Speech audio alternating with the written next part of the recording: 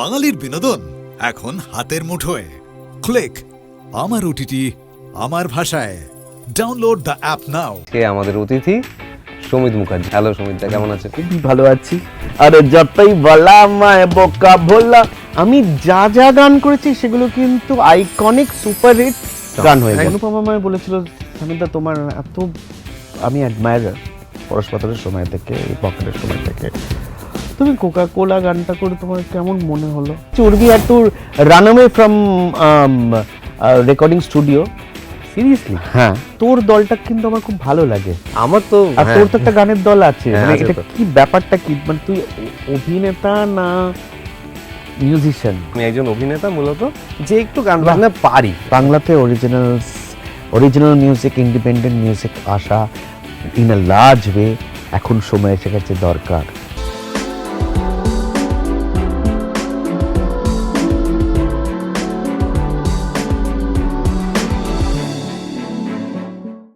নমস্কার, wow momo presents cafe হাউসের আজকের পর্বে আপনাদের সবাইকে স্বাগত। আজকে আমার সাথে যিনি আছেন, তার যৌবনের শেষ নেই, তার ভেতরের আগুনের শেষ নেই। আমরা পরিচয় করব আজকে আমাদের অতিথি সমিত মুখার্জির সাথে। হ্যালো সমিত দা, কেমন আছেন? আমি খুবই ভালো আছি। আজ এই ইন্ট্রোডাকশনটা তুমি দিলে, সেটা শুনে আরো ভালো হয়ে গেলাম। আচ্ছা সমিত দা, তুমি বলো, সমিত না সমিত কোনটা বেশি পছন্দ করো? আমি পছন্দ, দেখো নামটা তো আমি প্রথমত দিইনি নিজেকে। ঠিক। এত কনফিউশন নাম নিয়ে, আমার আধার কার্ড, প্যান কার্ড, এখানে ওখানে স্পেলিং মিস্টেক, লোকের এক একটা সোসাইটির লোক এক এক রকমভাবে আমাকে ডাকে, মনে করে আত্মীয় স্বজনরাও এক এক রকমভাবে ডাকে। অনেক রকমের নাম আছে। মা কি বলে রাখেন? মা তো আমার ডাকনাম দিয়ে ডাকে। সেই ডাকনামটা কি আছে জেনে নেবো। সেটা জানিয়ে দেবো তোমাকে, কথা দিলাম। সমিত, যারা বাংলা ভালো জানে বা উচ্চারণ যাদের ভালো, তারা সমিত বলে। সমিত, আমি বলি সমিত, মানে সমিত। বাঁয়ার যে ধন ওটা আছে ওই রকম সমিত, যাতে সমিত না হয়ে যায়। হ্যাঁ। হ্যাঁ, সমিত দ না হয়ে যায়। আর সামেদ হচ্ছে যারা একটু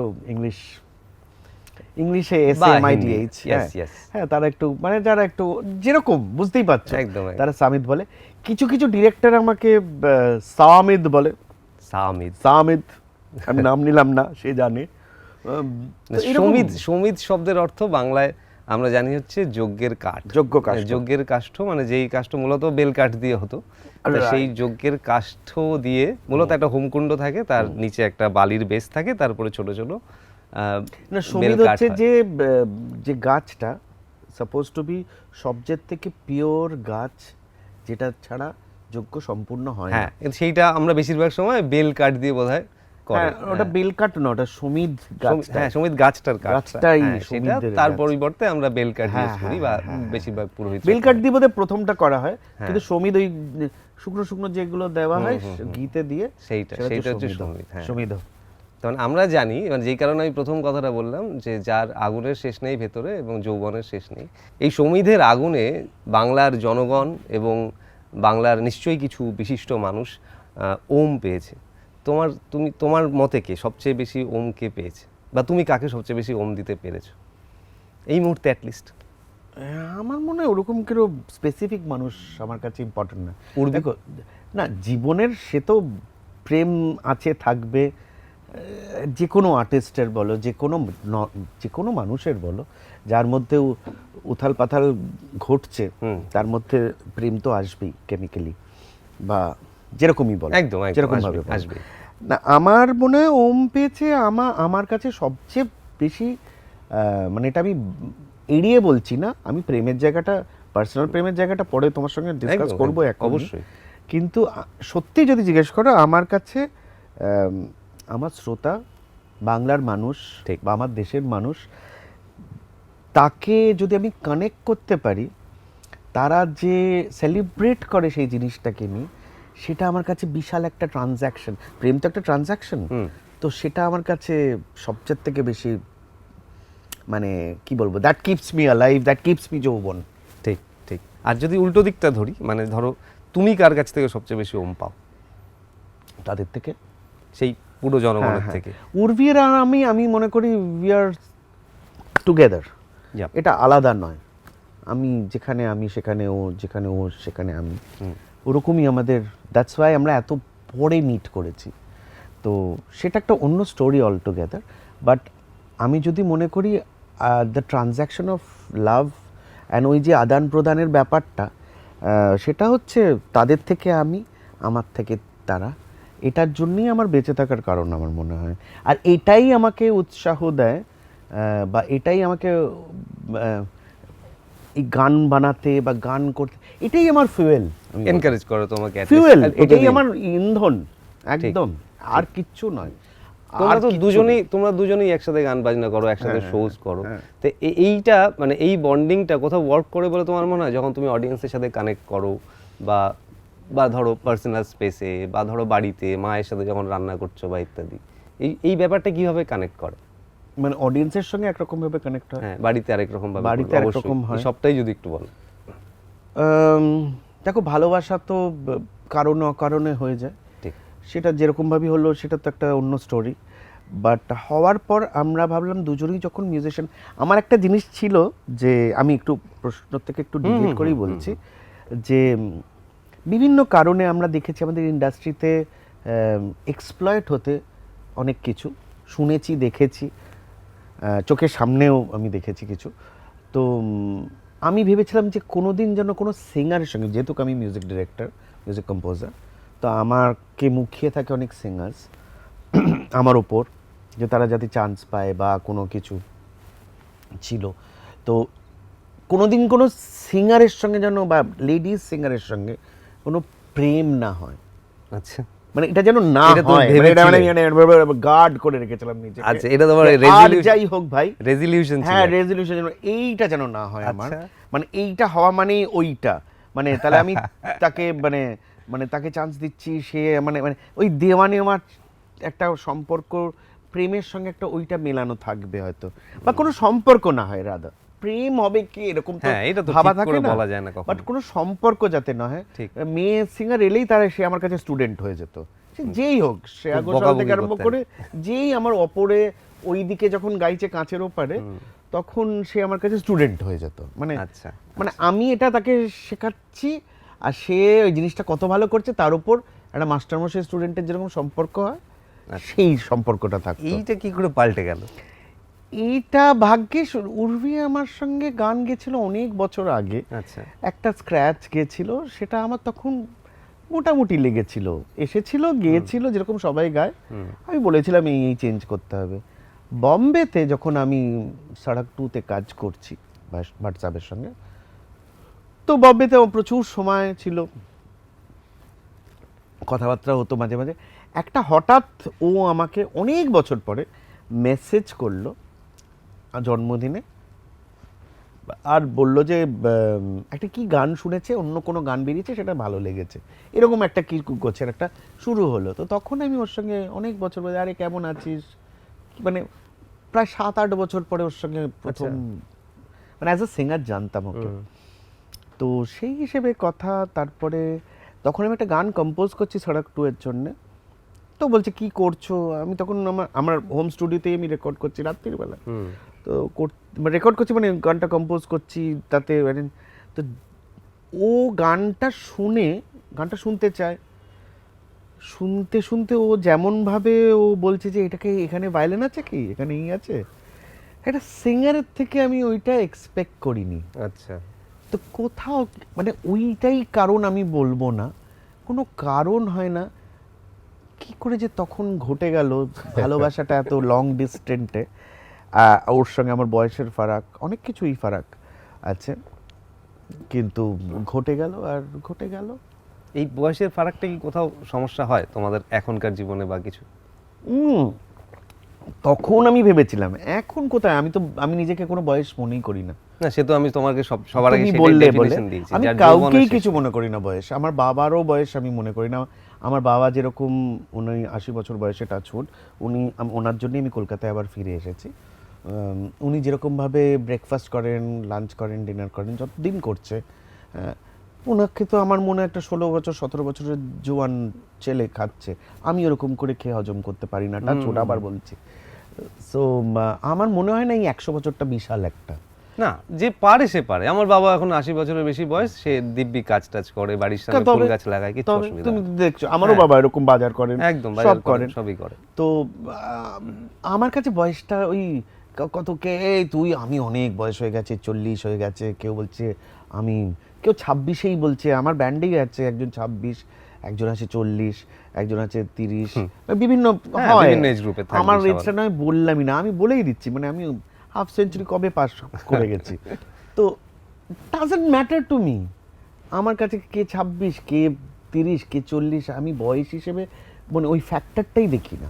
আমরা এর আগেই যখন বলছিলাম যে আপামর বাঙালি তোমার কাছে একটা সময় একটা বড় অংশের বাঙালি, যে তোমার কাছ থেকে তোমার গান শুনে মজা পেয়েছে, আনন্দ পেয়েছে, ওম পেয়েছে, যেটা আমরা বলছিলাম। আচ্ছা, তা বাহ। তুমি এই সময়টায় যখন ফিরে তাকাও, এই এখন থেকে দাঁড়িয়ে, তখন তোমাকে সবচেয়ে বেশি কি তৃপ্তি দেয়? সবচেয়ে বেশি কি তৃপ্তি দেয়, দেখো আমি তোকে তুই বলছি, হ্যাঁ একদম বলো। বিকজ ইউ গেটিং হ্যাঁ। Close to me, Yeah, yeah, আমার sure. বিষয়ে জানতে একদম। হয়তো একটা পডকাস্টের জন্য বা না, যাই না, হোক। একদম, একদম। But আমরা actually আড্ডাই একটা মারছি, কাছাকাছি আছি। একদম। আর আমার থেকে বয়সে ছোট, অনেক ছোট। সো আমার এটা বলতে সুবিধা হয় বলে আমি একদম, বলছি। বলো, বলো। Don't take it otherwise, No, no, no. যদি তোর কমফোর্টেবল না লাগে। না, না, না, you আমার can কোনো always অসুবিধা tell নেই, me. তুমি বলো, একদম বলো। সো আমি দেখ এত রকম জায়গায় মানে মিউজিক হয়তো, কিন্তু এত ডিফারেন্ট জনার্স, ডিফারেন্ট স্ট্রেটাস অফ মানুষকে আমি কেটার করেছি, তো এক এক রকম এক এক সময় আর এক একটা রূপে। কখনো আমি বেস গিটারিস্ট হিসেবে, কখনো আমি রক সিঙ্গার হিসেবে ইংরেজি গান গাইছি, কখনো বাংলা রক করছি, কখনো একদম মাস অডিয়েন্সকে কোকাকোলা করছি। এগুলো আমার অবাক লাগে। আমি কি হিসেবে দেখি, মানে আমি নিজেকে অতটা ইম্পর্টেন্স দিয়ে উঠতে পারি না, কারণ কি আমি নিজেকে সবচেয়ে বেশি চিনি বলে। আমি জানি, আমি ওই বিনয়ের জায়গা থেকে বলছি না, আমি কিছুই জানি না, সেটা আমি জানি, মানে সেই অর্থে যেটা আমি আশপাশে দেখি মানুষকে, এইটা কিছুই কিন্তু জানি না। এটা সম্পূর্ণরূপে বিনয়, যেটা এখন না, সমস্যা করছে। আমি এটা মিসআন্ডারস্টুড হয়, বাট এনিওয়ে, আচ্ছা সেটা নয় নাই বা বললাম, সেটা আমি হয়তো ভুল বললাম, কিছুই জানি না একটা মানুষ তো হতে পারে না। সেই হিসেবে না, আমি পুঁথিগত হিসেবে বলছি, আমার সেরকম শিক্ষা সেই রকম আমার কোনো ব্যাপারেই সেরকম নেই। তার থেকেও বড় আমি বলবো যে আমার পরিবারে, আমি যখন আমার আপব্রিঙ্গিং হয়েছে, কোনো গান বাজনার মাহলে বড় হয়েছি তাও নয়। তাই? হ্যাঁ, আমার বাড়িতে বাবা কেউ বাবা কোনোদিন- কাকা জ্যাঠারা, মানে ইনফ্যাক্ট গান চললে বন্ধ করে দেওয়া হতো ওই রকম টাইপের। আচ্ছা। রবীন্দ্রসঙ্গীত বর্ষামঙ্গলের সময় একটু রাবীন্দ্রিক ফ্যামিলি, একটু ওই রবীন্দ্রনাথ ঠাকুরকে সাজিয়ে টাজিয়ে 25শে বৈশাখে যেরকম হয়, আচ্ছা। দুটো রবীন্দ্রসঙ্গীত মানে হলো। ঠাকুর রবীন্দ্রনাথ ঠাকুর। ঠাকুর রবীন্দ্রনাথ আমি জানতাম, আমি মাকে জিজ্ঞেস করতাম, মা উনি কোন ভগবান, উনি ঠাকুর ঘরে কেন ছবি নেই হ্যাঁ, ওনার? হ্যাঁ, হ্যাঁ। এই ঠাকুরের ওই রকম, মানে যেরকম হয়ে থাকে। তো এনিওয়ে, তো ওই রকম ফ্যামিলি থেকে বিলং করি, যেখানে সবাই একাডেমিক্যালি ভীষণই জিনিয়াস। আমার দাদা ফাদা, উনি নেই আজকে, ইজ আ ব্রিলিয়েন্ট ইকোনমিস্ট, আচ্ছা। বিশাল জিনিয়াস, সব একাডেমিক্যালি সব যেরকম হয় একটা পরিবারের, যেরকম হয় মানে আমার পরিবারে ওরকম হয়েছিল। সেখানে আমি একটা চুপচাপ নিপাট, কথাও খুব একটা বলি না, চুপচাপ একটা মিক ছেলে, সবেতেই অ্যাভারেজ, বিলো অ্যাভারেজ বলবো না, জাস্ট মানে আমি আছি কি নেই ডাজ নট ম্যাটার, না আমার পরিবারে, না আমার স্কুলে, না কোথাও।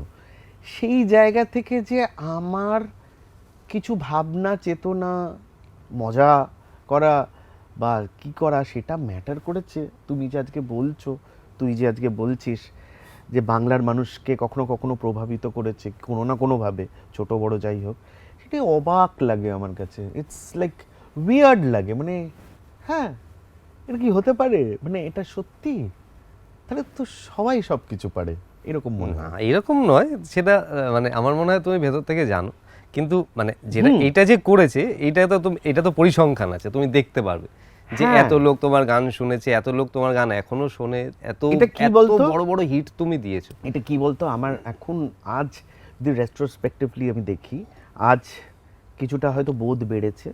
আজ যখন আমি 16 বছরের বয়সের ছিলাম, তখন থেকে যদি আমি আজকে 51 বছর বয়স হয়, তাহলে আমার হয়তো কিছুটা বোধ বেড়েছে, তার থেকে বেশি কিছু পৃথিবী দেখেছি বলে। ঠিক। সেই জায়গা থেকে আমার মনে হয় যে জিনিসটা ঘটেছে আমার সঙ্গে, সেটা হচ্ছে এটাই মানে আমি খুব স্পেসিফিকলি বলছি। একটা জানি না গোপী গাইন বাঘা মাইনে তোর মনে আছে কিনা, গুপি গাইন যে গান গাইতে পারতো না, দেখো রে নয়ন মেলে, হ্যাঁ, আর বাঘাবাইন ভুলভাল তালে বেতাল বাজাতো, ওই জন্য ওদের মাথায় কামিয়ে গাধার পিঠে চড়ে পাঠিয়ে দিয়েছিল। ওইখানে ভূতের রাজা বর দিয়েছিল এই দুটো, যে গান গাইতে পারে না আর যে বাজাতে পারে না।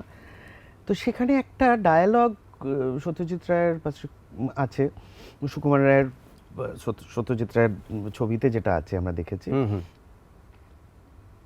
যে রাজামশাই একটু গান বাজনা করে যদি মানুষকে খুশি করতে পারতাম। আচ্ছা, হ্যাঁ হ্যাঁ, ওই আমার এখনো কাটা দিচ্ছে, হয়তো চোখে একটু জলও আসছে। এই যে ব্যক্তিটা আমি ওই রকমই গুপি গাইনের মতনই আর বাঘাবাইনের মতনই, আমি যদি নিজেকে দেখি, এখন কে বিশ্বাস করছে না করছে তাদের ব্যাপার, এন্ড আই রেসপেক্ট দ্যাট, আমি বলতেও চাই না সেরকম ভাবে, তাদের একটা হয়তো আমার উপর একটা আস্থা আছে, জায়গা আছে, বাট আমার ওইটাই ছিল হয়তো, আর আজও ওটাই আছে, আর কিচ্ছু নেই আমার সঙ্গে, যে আমি আজও বেঁচে আছি বা গান বাজনা করতে চাইছি একটু মানুষজনদের খুশি করার জন্যে। তাতে আমার মধ্যে কি শিক্ষা আছে, কি দীক্ষা আছে, কি কি আছে আমি জানি না, কেউ আমাকে কনস্ট্যান্টলি বর দিয়ে যাচ্ছে, আর আমি বর্বরের মতন সেটা করে যাচ্ছি। আর বিভিন্ন, কখনো আমি ইংলিশ গান গাইছি to the pristine of audience, কখনো আমি গাইছি I wanna lay you down in the bed of roses, কখনো করছি আরে যতই বলা মায় বোকা ভোলা, কখনো খোকা বাবু যায়, কখনো यार it's only प्यार, কখন আমি চলে যাব থেকে যাবে গন্ধরাজের গাছ, আমি চলে যাব করছি। আমি আই এম জাস্ট রিঅ্যাক্টিং, আর আমি ওই মানুষের সঙ্গে কানেক্ট করতে চাইছি। আমি কি পারি না পারি, আমি কি শিখেছি কোথা থেকে, কি জাত পাত আমি জানিও না, আর আমার এটা অবাক লাগে, আর মনে হয় সত্যি সত্যের একটা দাম আছে। ঠিক।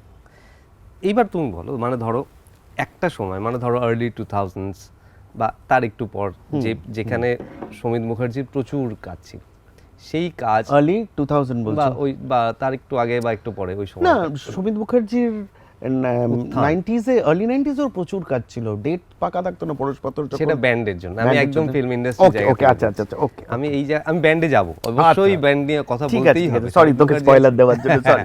না, তা আমি বলছি তারপরে, মানে ধরো যেই সময় তুমি খোকা বাবু করছো, প্যারের আল করছো, কোকাকোলা করছো, বাস এর পরে তোমার কি মনে হলো যে এই ধরনের কাজ মানে আর ডিম্যান্ড নেই বলে কমে গেল, সেই জন্য সমীর মুখার্জির কাছে এখন কাজ কম, নাকি মেকাররাই আর চায় না এই ধরনের যে বাজেটে বিদেশে গিয়ে শুটিং হবে, সেই জন্য সমীর মুখার্জিকে অ্যাফোর্ড করাটা একজন চাপ, মানে এটা তোমার কি মনে হয় এই কাজগুলো এখন সমীর মুখার্জির কাছে কম কেন?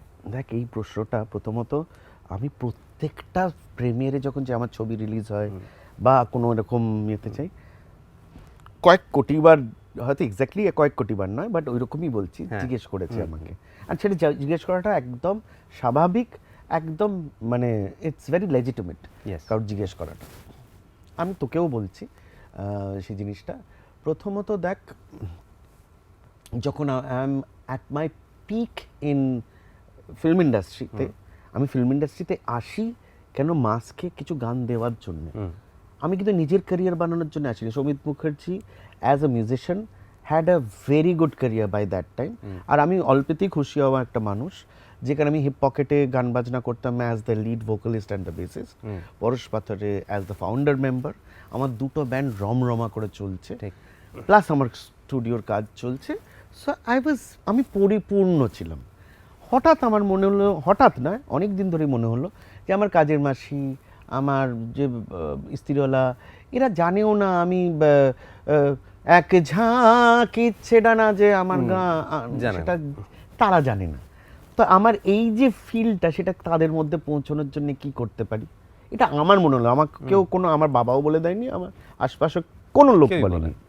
So I started travelling in local trains, সারা বাংলা ঘুরলাম, কারণ আমি মানুষ হয়েছি একটা সাউথ ক্যালকাটাতে, ইংলিশ মিডিয়াম স্কুলে পড়েছি। সো আমার ওই পরিধিটা জানা নেই যে তারা কি ভালোবাসে, কিন্তু আমার ইচ্ছে করছে জানতে তাদের। ঠিক, এটাও আমাকে কেউ বলেনি, কে বলেছে আমি জানি না, কে পাগলামিটা করতে বলেছে।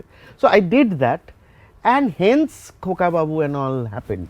আমি শর্টে তো বললাম, কারণ এটা তো প্রসঙ্গ নয়। তো খোকা বাবু, কোকাকোলা, প্যারে লাল ইত্যাদি সব, কিন্তু প্রত্যেকটা গান কিন্তু আমি কিন্তু প্রচন্ড অনেকগুলো গান করিনি, আমি যা যা গান করেছি সেগুলো কিন্তু আইকনিক সুপারহিট গান হয়ে গেছে। একদম হ্যাঁ, একদম। তো সেটা সেটা করতে পেরেছি, সেটা আমি অ্যাচিভমেন্ট, আমার অ্যাচিভমেন্টের হিসেবে আমি ঢাক পেটাচ্ছি না আজকের দিনে যেরকম লোকে পাঠায়।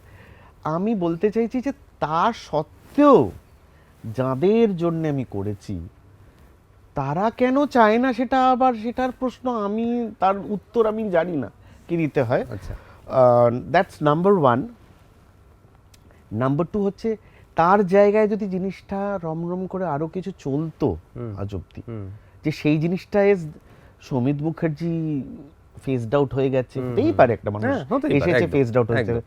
কি আর আমার সমকক্ষ ধরে জিৎ আর আমি একসঙ্গে করেছি, আমরা দুজন ধরো ফেসড আউট হয়ে গেছি, লোকে মনে করে পুরনো হয়ে গেছি, বা ওই জিনিসটা আর চলে না। আমি বুঝতে পারি সাইকিক, বুঝতে তো অসুবিধা হয় না। তাহলে আছে কি এখন, বা তাহার পরে মানে 2012-13 পর থেকে তো আর আমি সেরকম অর্থে তাদের সঙ্গে কাজ করিনি, যাদেরই আমি সুপারহিট আইকনিক হিটস দিয়েছি তাদের সঙ্গে তো আর কাজ হয়নি। কি কারণে হয়নি আমি, না তাদের সঙ্গে কোনো ঝগড়াঝাটি আছে, না কোনো আমি জানি না, কোনো রিজন আছে। So what ever the reason is, বাংলার মানুষ আমাকে সারাক্ষণ বলে যায় যে কেন দিই না। এখনো আমার সব সোশ্যাল মিডিয়াতে এই এক মেসেজ সকাল থেকে আমার টিম আনসার করে, খুব স্বাভাবিক। মিডিয়া থেকে এই আনসারিং হয়, সারাক্ষণ জিজ্ঞেস করা হয়, শুধু তাঁরা বোঝেন না। মানে কিরকম বলতো জিনিসটা, তোর বাড়িতে তোর একটা অনুষ্ঠান হচ্ছে বাড়িতে, আমি ধর তোর একজন জ্যাঠা, যে তোকে পড়াশুনো করিয়েছি বা কোনো না কোনো ভাবে হেল্প করেছি, শুধু জ্যাঠা না, একটা ইম্পর্টেন্ট জ্যাঠা বা কাকা, ইভেন বাবা মার ক্ষেত্রেও তো ব্যাপারটা বাবা, আমি তারা তো আর জানে না কি মানে একজন ঘটছে আত্মীয় ধর, ব্যাপারটা। আমি কি একদম বলতে আত্মীয়। চাইছি আত্মীয়, তোর বিয়ের অনুষ্ঠানে তুই আমাকে ডাকলি না, ঠিক। এবার একজন তোকে আমাকে জিজ্ঞেস করছে যে কেন ভাই আপনাকে ডাকলো না, হ্যাঁ, তোমার জানার হ্যাঁ? কথা না। তা আমি কি বলবো সেটা, এইটা।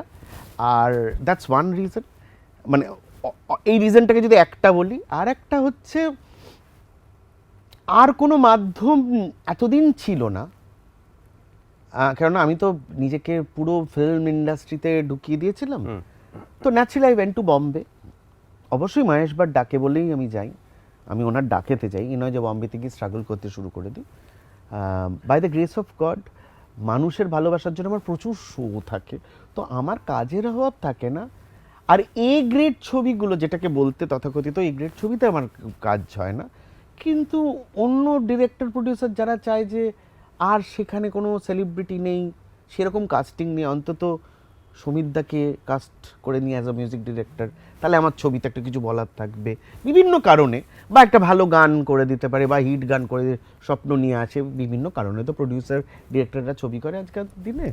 তো সেই ছবি কিন্তু আমি করেই গেছি, সেগুলো অনেকগুলো প্রকাশিত হয়নি, বেশিরভাগ হয়নি, বা আর এখনো যেগুলো করছো। হয়েছে সেগুলো হয়তো সেই তার অর্থে চলেনি। মেরিটই নেই বা তার ক্ষমতাই নেই টু পাবলিসাইজ করা বা সেটাকে ঠিক মতন চালানো। ব্রডকাস্ট করা বা ঠিক। বেরোনোর, তার রিলিজ হওয়ার সেই ক্ষমতাটা চালানো নেই। হল অনেকদিন ধরে তো at least এই হলে কারণেই চালানো। মানুষ পায়নি।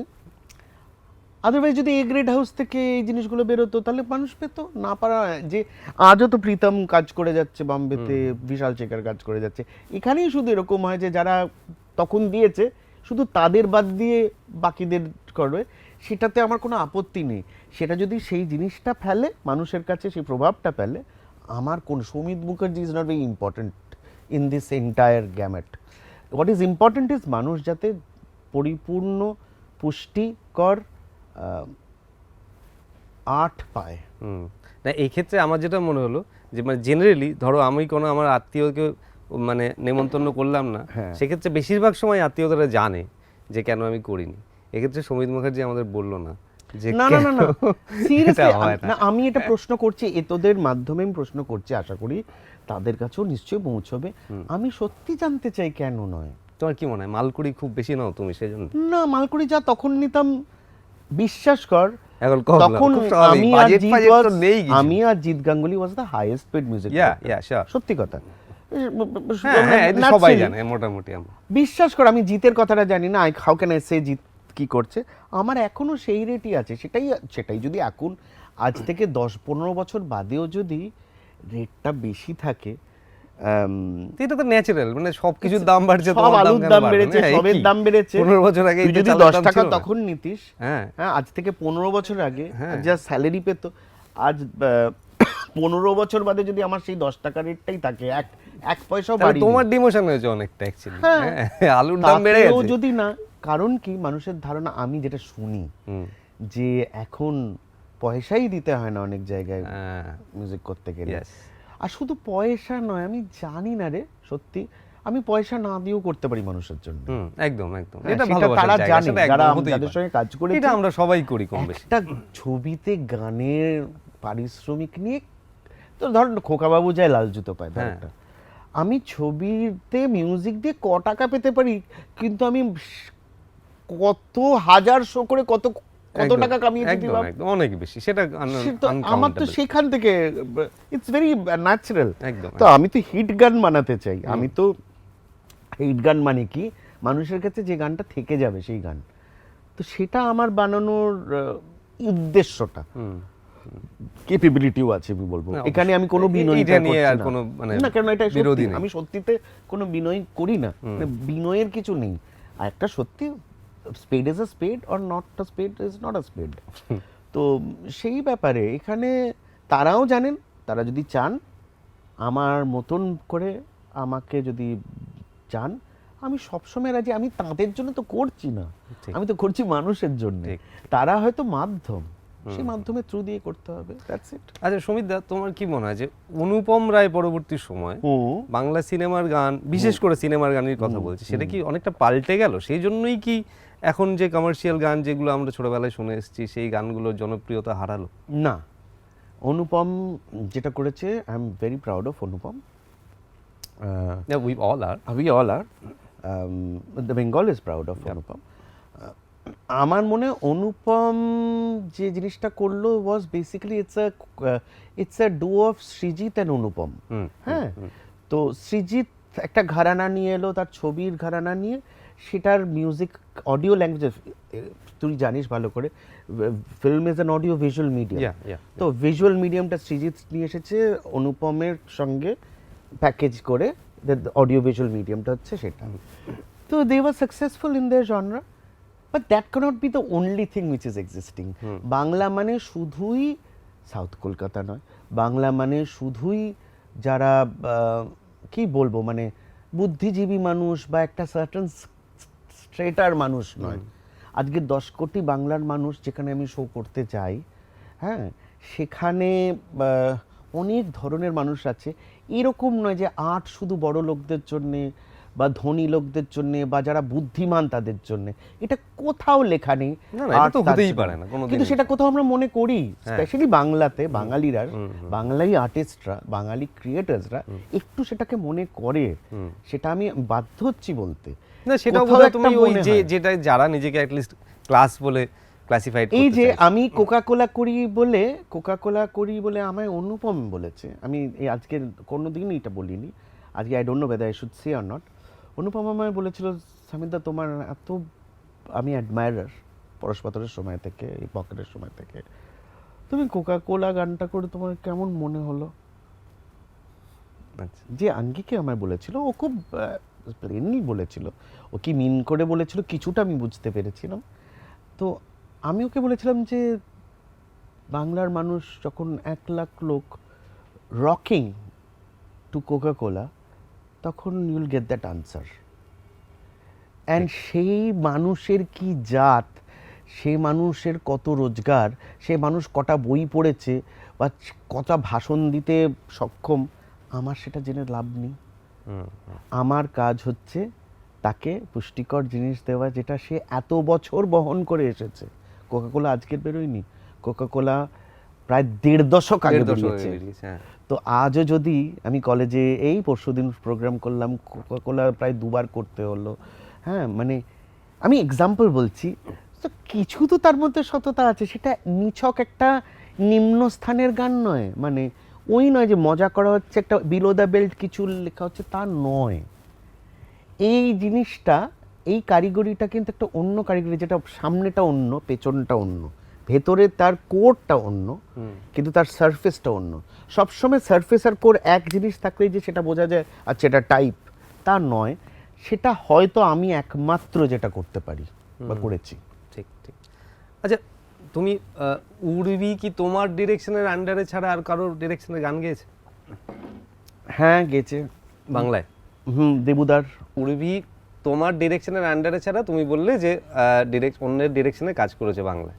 দেখ, দুটো কারণ এখানে আমি খুঁজে পাই। একটা হচ্ছে উর্বি, দেখ উর্বি কিছুটা আমারও সঙ্গে গ্রুমড হয়েছে। ও যে সময় আমার কাছে এসেছিল আমার মনে হয় না তখন ও প্লেব্যাক সিঙ্গিং এর জন্য উপযুক্ত ছিল। আচ্ছা, টু বি ভেরি অনেস্ট, আচ্ছা। খুব ভালো গাইতো, কিন্তু প্লেব্যাক সিঙ্গিং মানে প্লেব্যাকে চান্স পাওয়াটা ইম্পর্টেন্ট না, প্লেব্যাকে চান্স পেয়ে সেই গানটাকে প্রাণ দেওয়াটা খুব ইম্পর্টেন্ট। সেই জায়গাটায় তখনও ছিল না, কিন্তু এখন আমার মনে হয় ওর মতন আর কেউ আছে বলে খুব কম মানুষ আছে আমার এখন মনে হয়, ঠিক উল্টোটা আমি বলছি। আচ্ছা, তো সেটা একটা কারণ। এখনও পুরো পাকাপোক্ত একটা প্লেব্যাক সিঙ্গার হয়েছে, যে একটা গান করলে সে গানটাকে জাস্টিস করতে পারবে, একটা কম্পোজিশনকে জাস্টিস করতে পারবে। কিন্তু তা সত্ত্বেও ও আমার গানই বেশি গাইছে, কারণ দুটো কারণ আছে। একটা হচ্ছে অনেকবার ও অনেক অফার পায় কিছু আইটেম গান গাওয়ার বা অন্য রকমের গান গাওয়ার, তো তখন ও পয়েন্ট ব্ল্যাঙ্ক খুব নামি দামি মিউজিক ডিরেক্টরদের ও বলে দেয়। আমার খুব হাসি পায় এটা শুনে। এটা আমি কখনো বলিনি আর আমি এটা সাপোর্টও করি না, কিন্তু এটা ওর ধারণা, ওর ইচ্ছে, তো ওর ব্যাপার, ও জানে। ও বলে দেয় যে দ্য বেস্ট আইটেম গানের কম্পোজার অ্যান্ড লিরিসিস্ট থাকতে আমি ওরকম সেকেন্ড গ্রেড আইটেম গান আমি করব না। বাবা, তো এইরকম বলার মতন সাহস, স্পর্ধা কারোর যদি থাকে, বা আমি জানি না সেটাকে কি আমি সাপোর্ট করব না সেটাকে অপোজ করব, কিন্তু আমি কোনো ব্যক্তিকে আমি বলতে পারি না, সে উর্বি হোক কি আমার বাবা মা হোক কি যে হোক নিকট, আমি তাকে কখনো চালনা করতে পারি না যে এটা তুমি করো বা করো না। না, ঠিক it's his or her priority, সে কি করতে চায় না করতে চায়, আর নিজের বুকে তো করাই যায় না। তো সেটা তো হলোই। আর একটা কারণ হচ্ছে যেটা আমি ওর থেকে শুনেছি, যেটা তোকে প্রথমেই আমি বললাম, যে আমি যে কারণে আমি বলতাম যে যেন কোনো সিঙ্গার আমার সঙ্গে তার রিলেশন না হয়। এখানে অনেকের বিভিন্ন কারণে তারা গান, অনেক কম্পোজার, মিউজিক ডিরেক্টর তারা গান করায়, গান গাওয়ায়। আচ্ছা, এটা তোদের একটা ভালো কন্টেন্টও হতে পারে, কিন্তু যেটা সত্যি আমি সেটা বলছি। মানে এটা কি কারণ বলে বলছো তুমি? মানে উর্বিকে ডাকে কোনো স্পেশাল কারণ? হ্যাঁ, এক ক্ষেত্রে হয়েছে। Urvi had to run away from recording studio. Seriously? হ্যাঁ, শকিং। হ্যাঁ, তো সেই জন্যে ওই কারণেও গাওয়ানোর জন্যে সে ইন্টারেস্টেড না, সেটাও আমি সাপোর্ট করতে পারি না। আর একটা হচ্ছে ওর যদি পছন্দ না হয় ও গাইবে না। আর এখন আমার মনে হয় সত্যি তো, আমি তো ঘরের মধ্যে যখন একজন কম্পোজার আছে আর আমাদের নিজেদের গানের দল আছে, আমরা নিজেদের গান বাজনাই করি না। আচ্ছা, না এটা খুবই শকিং কথা, মানে since I belong to the industry too, তো সেই জায়গা থেকে এটা একটা খুবই শকিং কথা। না, it is very shocking, it is very shocking. একদম। তুমি যেহেতু গানের দলের কথা বললে, আমি তোমার আসবো এবার।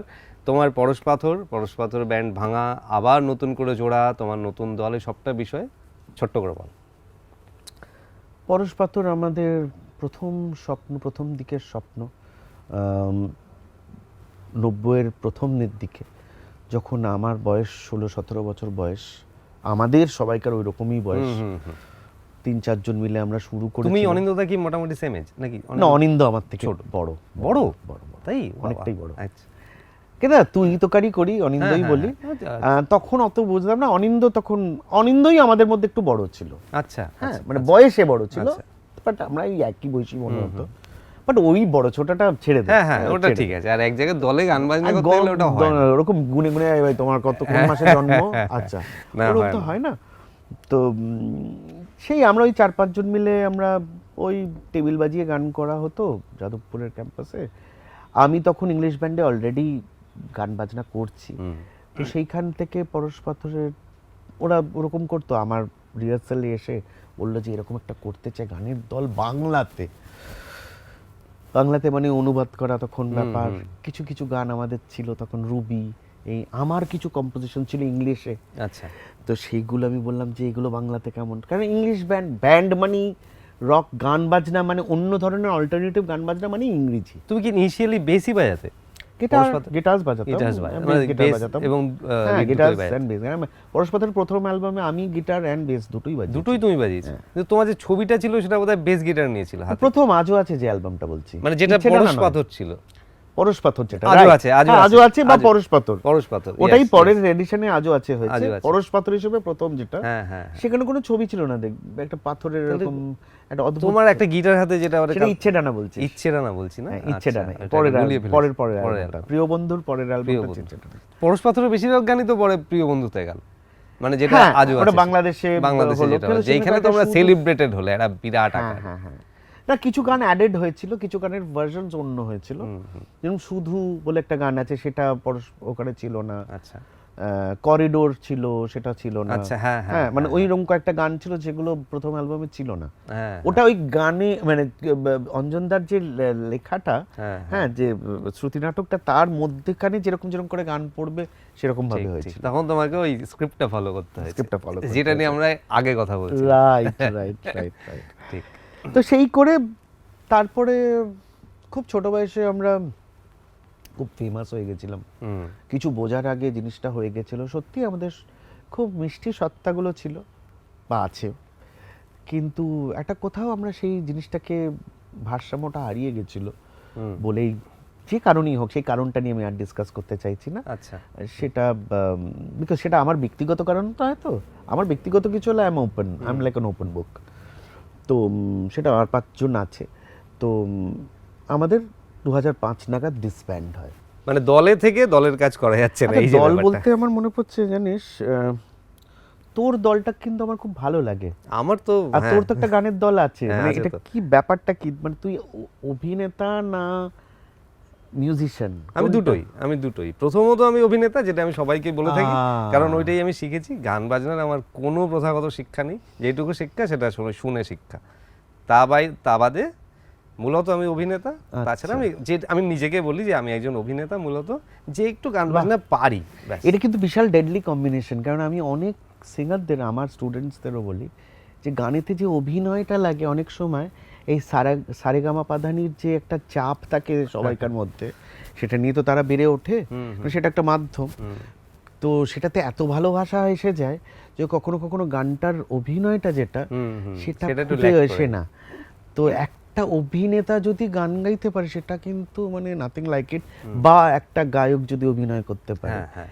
বা বা একটা মানে হোয়াটএভার মিউজিশিয়ান যদি হ্যাঁ, মানে অভিনয় আমাদের কাছে করতে পারে। সবচেয়ে বড় উদাহরণ বোধহয় কিশোর কুমার।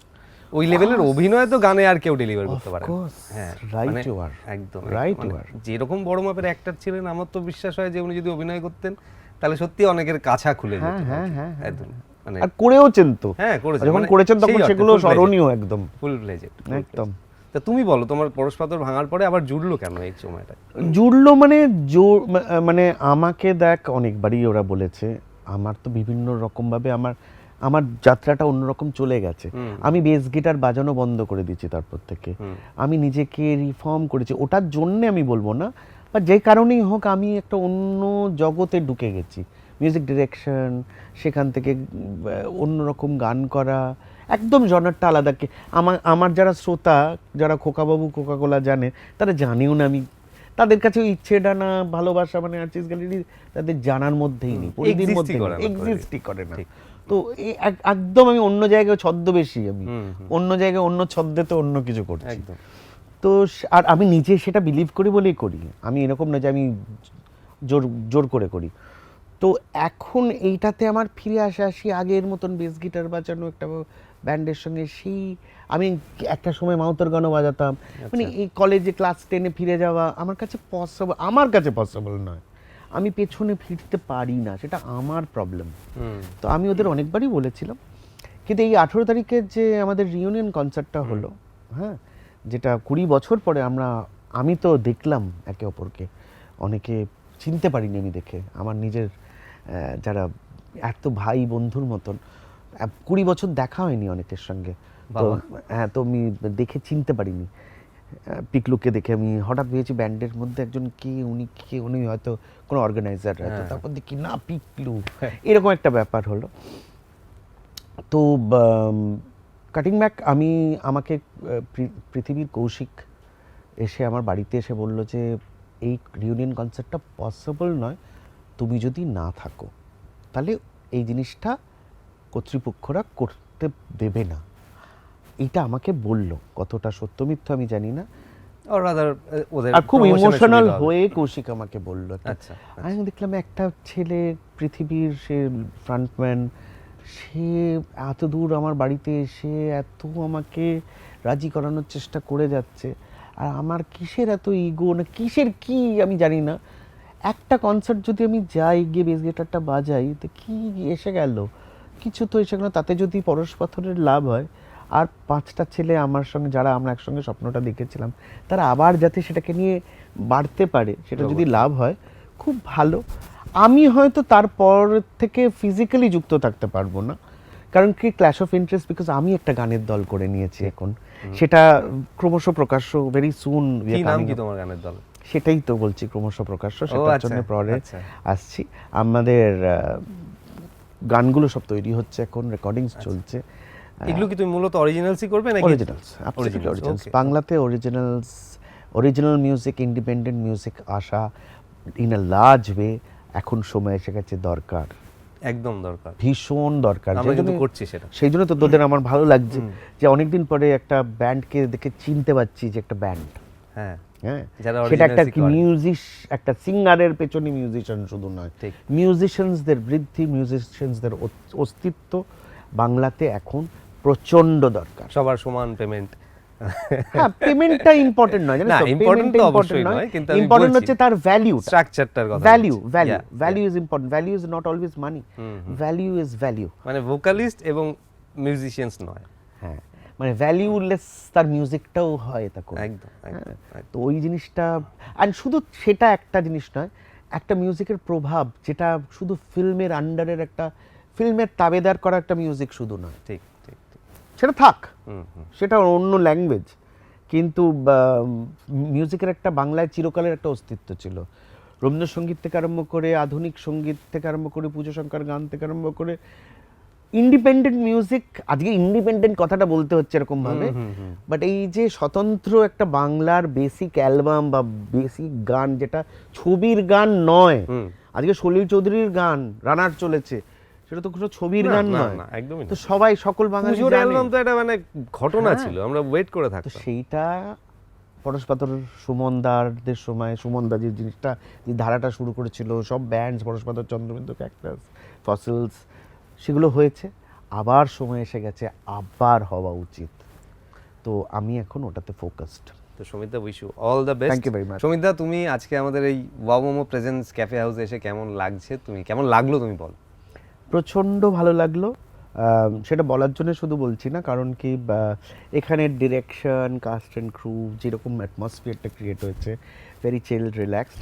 আর সবচেয়ে থেকে বেশি ভালো লাগছে কারণ কি অপরের মানুষটা একজন মিউজিশিয়ান, একজন মিউজিশিয়ানের সঙ্গে যখন আড্ডা দেয়, সেখানে মিউজিকে ভরে যায়। Thank you, thank you, thank you so much. Thank you সমিতদা for coming here. Thank you. আমরা শেষ করে ফেলেছি। তো আজকে আমরা এই শেষ মুহূর্তে দাঁড়িয়ে আমরা সমিতদাকে এই আমাদের এই যে প্রোগ্রামটা, এই পর্বটি, এই সমস্ত পর্ব যতগুলো দেখতে পাবেন, এই সমস্ত পর্বের স্পন্সর হচ্ছে আমাদের ওয়াও মোমো। তো ওয়াও মোমো আমাদেরকে আপাতত দিয়েছে একটা কাপ, যে কাপে আমরা একটা সিগনেচার নিয়ে নেবো সমিতদা। হ্যাঁ না, আমি কিন্তু আনপাড়। এই সই করার জন্য কোনো বিখ্যাত মানুষ আনপাড় হয় না। বলছিস? ইয়েস। আজকাল খুব একটা অটোগ্রাফ চায় না তো মানুষ, হ্যাঁ। খালি সেলফি, সেলফি, গাড়ির উপর উঠে সেলফি। আচ্ছা, আমরা ঘুরিয়ে রাখি, অটোগ্রাফটা দেখা যাবে, সমিতদার সইটা দেখা যাচ্ছে। এই প্রত্যেকটি আমাদের যে গেস্ট আসছেন তাদের প্রত্যেকের কাছ থেকে এই ধরনের সই কালেক্ট করে আমরা পাঠিয়ে দেবো আমাদের সংগ্রহশালায়, সেটা থাকবে, পরে আপনারা দেখতে পাবেন। এরপরে আমাদের ওয়াও মোমো থেকে যে ফুড হ্যাম্পারটা দেওয়া হয়েছে সেইটা আমি তুলে দেবো সমিতদার হাতে। নাও। Thank you. Wow, welcome, most welcome. Wow momo. Wow, বাহ। আমরা আমাদের পর্ব এখানেই শেষ করে ফেলেছি, কিন্তু আপনারা কোথাও যাবেন না বন্ধু, তার কারণ আমরা তো অনেকগুলো ওয়াও মোমেন্ট তৈরি করেছি, সেগুলো দেখতে হবে, তো দেখে নিন। কোনোদিন কোনো সিঙ্গারের সঙ্গে যেন, বা লেডিস সিঙ্গারের সঙ্গে কোনো প্রেম না হয়, গার্ড করে রেখেছিলাম। তোর দলটা কিন্তু আমার খুব ভালো লাগে। আমার তো আর হ্যাঁ, তোর তো একটা গানের দল আছে, 20 বছর দেখা হয়নি অনেকের সঙ্গে, হঠাৎ পেয়েছি ব্যান্ডের মধ্যে একজন কি উনি হয়তো কোনো অর্গানাইজার, তারপর দেখি না পিক